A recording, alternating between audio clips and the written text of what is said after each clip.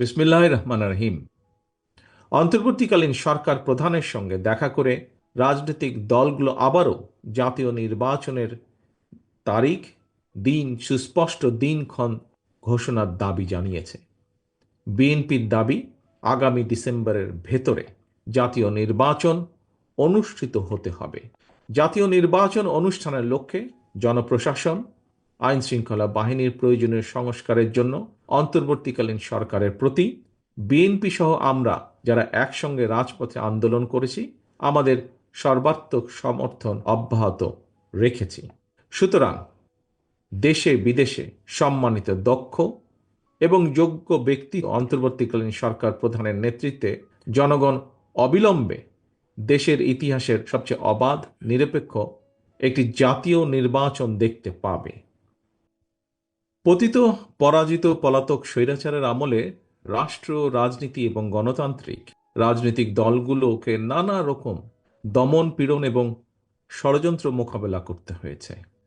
এনসিপিও সেই তালিকা থেকে কিন্তু বাদ যায়নি। দীর্ঘ ১.৫ দশকেরও বেশি সময় ধরে দেশ এবং জনগণের উপর চাপিয়ে দেওয়া ফ্যাসিবাদী শাসন, শোষণ মুক্ত বাংলাদেশ, আপনারা আজ ফ্যাসিবাদ মুক্ত পরিবেশে দলের প্রতিষ্ঠা বার্ষিকী পালন করছেন। পতিত, পরাজিত, বিতাড়িত ফ্যাসিবাদ যাতে আর কোনো রূপে, কোনো ক্রমেই ফিরতে না পারে, তার পুনরুত্থান ঘটতে না পারে, এই সময় সেটিই হোক বাংলাদেশের পক্ষের প্রত্যেকটি, গণতন্ত্রের পক্ষের প্রত্যেকটি রাজনৈতিক দলের লক্ষ্য।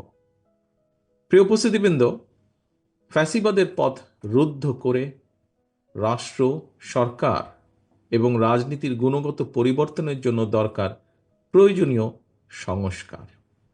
সময়ের প্রয়োজনে পুঁথিগত অর্থাৎ সাংবিধানিক কিংবা আইনগত সংস্কার এবং প্রায়োগিক সংস্কার, উভয় প্রকারের সংস্কারের বিকল্প নেই।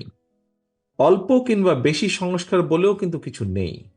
রাষ্ট্র ও রাজনীতির প্রয়োজনের সংস্কার একটি চলমান প্রক্রিয়া, ধারাবাহিক প্রক্রিয়া। তবে আমার কাছে মনে হয় পুঁথিগত সংস্কারের চেয়েও প্রায়োগিক সংস্কার বরং অনেক বেশি জরুরি।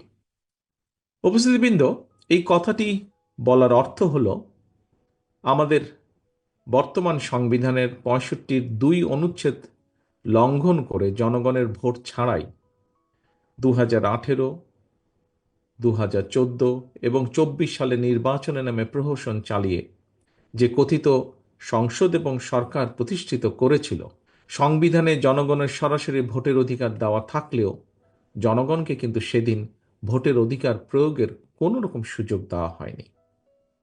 ফ্যাসিবাদ কায়েম করে জনগণকে, সারা দেশের জনগণকে অসহায় এবং ক্ষমতাহীন করে রাখা হয়েছিল। এ কারণেই আমি মনে করি রাষ্ট্রে স্বৈরাচার কিংবা ফ্যাসিবাদ রুখে দিতে সবচেয়ে বেশি প্রয়োজন জনগণের রাজনৈতিক ক্ষমতায়ন। জনগণের সরাসরি ভোটে নির্বাচিত প্রতিনিধিদের নিয়ে সংসদ, সরকার গঠিত হলে অবশ্যই সেই সরকার জনগণের কাছে জবাবদিহি করতে বাধ্য এবং এর মাধ্যমে রাষ্ট্রের নাগরিকদের রাজনৈতিক ক্ষমতা নিশ্চিত হয়। দেশে জনগণের রাজনৈতিক ক্ষমতা নিশ্চিত থাকলে সরকারের পক্ষে ফ্যাসিবাদী চরিত্র ধারণ করা সহজ হয় না। সরাসরি ভোটে নির্বাচিত সরকার, অন্তর্বর্তীকালীন সরকার কিংবা তত্ত্বাবধায়ক সরকার, সরকারের চরিত্র যাই হোক, সরকারকে জনগণের কাছে জবাবদিহি করতে বাধ্য করা না গেলে ক্ষমতাসীন সরকার হয়তো নিজেদের অজান্তেই স্বৈরাচারী হয়ে ওঠে এবং এই কারণেই হুমকি ধমকি উপেক্ষা করে হলেও অবশ্যই নাগরিকদেরকে সরকারের গঠনমূলক সমালোচনা জারি রাখতে হবে। প্রিয় উপস্থিতিবৃন্দ, প্রতিটি নাগরিককে নিজেদের অধিকার প্রতিষ্ঠার দাবিতে সোচ্চার থাকতে হবে। দেশের জনগণ কিন্তু সরকারের করুণার পাত্র নয়। সরকার অবশ্যই জনগণের কথা শুনতে, জনগণের ন্যায্য দাবি মানতে বাধ্য। এখানে সরকারের মান অভিমান কিংবা রাগ বিরাগের কিন্তু কোনো সুযোগ নেই। প্রিয় উপস্থিতিবৃন্দ, আমি আগেও বলেছি, হাজারো শহীদদের রক্তের উপর প্রতিষ্ঠিত বর্তমান এই অন্তর্বর্তীকালীন সরকারের নৈতিক এবং রাজনৈতিক বৈধতার হয়তো সংকট নেই, তবে অবশ্যই এই সরকার জনগণের কাছে জবাবদিহিমূলক নয়। সরকার যেহেতু জবাবদিহিমূলক নয়, সেহেতু নৈতিক কারণেই সরকারের সুনির্দিষ্ট পরিকল্পনা জনগণের সামনে স্পষ্ট থাকা প্রয়োজন। জনগণকে অন্ধকারে রেখে, রাজনৈতিক দলকে বা দলগুলোকে অনিশ্চয়তায় রেখে শেষ পর্যন্ত কোনো পরিকল্পনায় কার্যকর এবং টেকসই হয় না, হবেও না। প্রিয় উপস্থিতিবৃন্দ, জনগণের সরাসরি ভোটে নির্বাচিত সরকারের মতো অন্তর্বর্তীকালীন সরকার সকল দায়িত্ব পালন করবে, হয়তো দায়িত্ব পালন করবে, জনগণ হয়তো এমনটি আশা করে না। তারপরেও সরকারকে নিয়মমাফিক কিছু কাজ করতে হয়। এরই ধারাবাহিকতায় দেশের বিভিন্ন শ্রেণী পেশা মানুষের সমস্যা সম্ভাবনা সম্পর্কে সরজমিন অভিজ্ঞতা না থাকলেও অন্তর্বর্তীকালীন সরকারকে নিয়মমাফিক চলতি অর্থ বছরের বাজেট ঘোষণা করতে হবে। অতীত অভিজ্ঞতায় দেখা গিয়েছে প্রতিটি বছর জাতীয় বাজেট বাস্তবায়নের ক্ষেত্রে ঘাটতি বাজেট হচ্ছে মূল প্রতিবন্ধকতা।